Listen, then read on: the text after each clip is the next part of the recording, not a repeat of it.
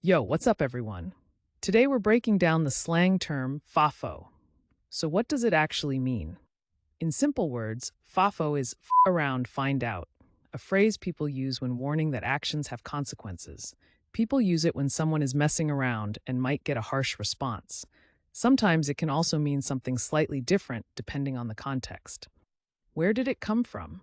Slang usually has a cool backstory. Fafo first showed up in internet and military slang around the early 2000s. Over time, it spread into everyday talk, especially among social media users and younger generations. Now let's check out how to use Fafo in a sentence.